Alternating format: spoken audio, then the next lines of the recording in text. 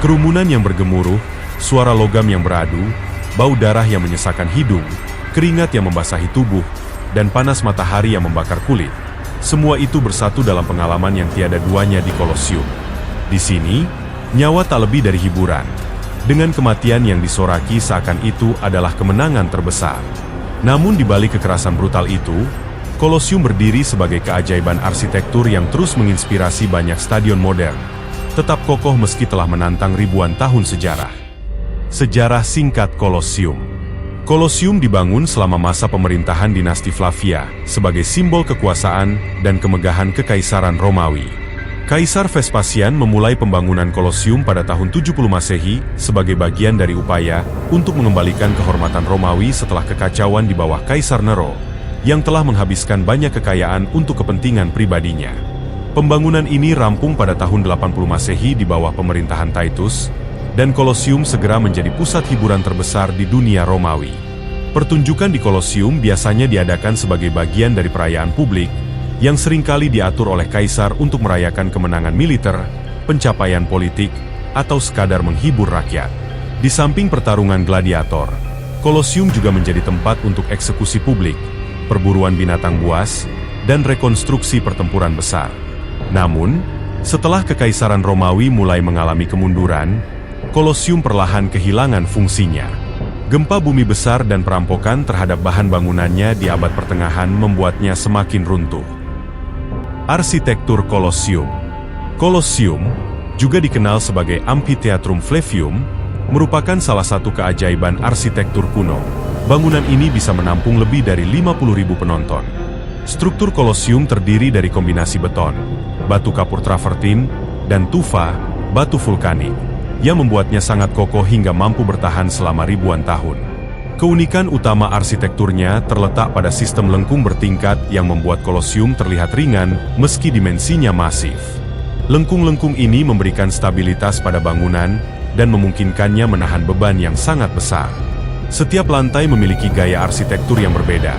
Lantai dasar dengan kolom Dorik, lantai kedua dengan kolom Ionik, dan lantai ketiga dengan kolom Korintus, menampilkan kompleksitas dan kemahiran arsitek Romawi. Desain ini juga sangat fungsional. Kolosium dilengkapi dengan 80 pintu masuk, disebut vomitoria, yang memungkinkan ribuan penonton masuk dan keluar dengan cepat. Sistem yang kemudian diadaptasi oleh banyak stadion modern. Di dalamnya, penonton disusun berdasarkan status sosial, dengan bangsawan dan elit duduk di dekat arena, sementara kelas bawah dan Buddha ditempatkan di bagian atas. Arena di pusat Kolosium dilapisi dengan pasir untuk menyerap darah dan dilengkapi dengan sistem bawah tanah, yang disebut hypogeum, terdiri dari lorong-lorong dan ruangan-ruangan di mana para gladiator, binatang buas, dan peralatan pertunjukan disimpan sebelum dibawa ke permukaan menggunakan lift dan katrol.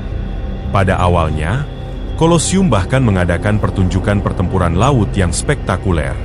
Arena ini dibanjiri air menggunakan sistem saluran air canggih yang terhubung dengan akuida. Para insinyur Romawi merancang mekanisme khusus untuk menampung dan mengalirkan air secara cepat, membuat arena berubah menjadi danau buatan dalam waktu singkat. Meskipun teknik ini belum sepenuhnya dipahami oleh para arkeolog, keberhasilannya menunjukkan tingkat inovasi teknik yang luar biasa pada zaman Romawi. Sejarah singkat gladiator. Gladiator berasal dari tradisi Etruska kuno di Italia yang mengorbankan manusia dalam ritual kematian. Namun, ketika Romawi mengambil alih budaya ini, mereka mengubahnya menjadi bentuk hiburan yang terorganisir dan terstruktur. Gladiator pertama kali tampil di Roma pada abad ketiga sebelum Masehi, dan sejak itu, pertarungan mereka menjadi bagian integral dari kehidupan masyarakat Romawi. Pada awalnya, gladiator biasanya terdiri dari tawanan perang dan budak. Tetapi seiring berjalannya waktu, beberapa pria bebas mulai bergabung dengan sukarela, mencari ketenaran dan kekayaan. Mereka dilatih di sekolah-sekolah gladiator khusus yang tersebar di seluruh kekaisaran. Para petarung ini dibagi menjadi beberapa kelas, masing-masing dengan persenjataan dan gaya bertarung khas, seperti Murmillo dengan helm besar dan pedang pendek, atau Resiarius yang membawa jaring dan trisula. Pertarungan gladiator seringkali menjadi tontonan besar, dan setiap detailnya direncanakan dengan hati-hati. Kaisar atau pejabat tinggi biasanya akan menentukan nasib gladiator yang kalah. Seringkali kita melihat dalam film bahwa jempol ke bawah menandakan kematian bagi seorang gladiator. Namun penelitian terbaru mengindikasikan bahwa mungkin justru sebaliknya. Dalam konteks Romawi, pollice verso atau isyarat jempol bisa lebih rumit dari yang kita bayangkan.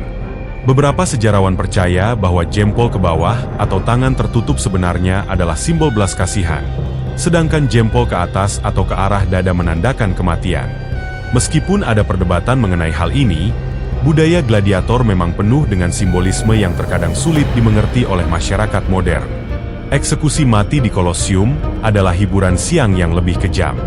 Para tahanan, yang seringkali adalah kriminal atau musuh politik, akan dilepaskan ke arena untuk menghadapi binatang buas seperti singa, harimau, atau beruang.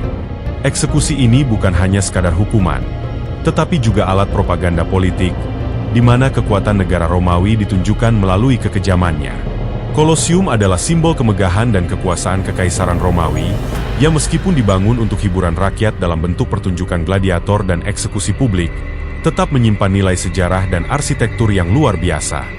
Meskipun diwarnai dengan kekerasan, sejarah Kolosium dan gladiator mengajarkan kita untuk lebih menghargai kemajuan budaya, teknologi, dan bahkan kekejaman yang menjadi bagian dari perjalanan sejarah umat manusia.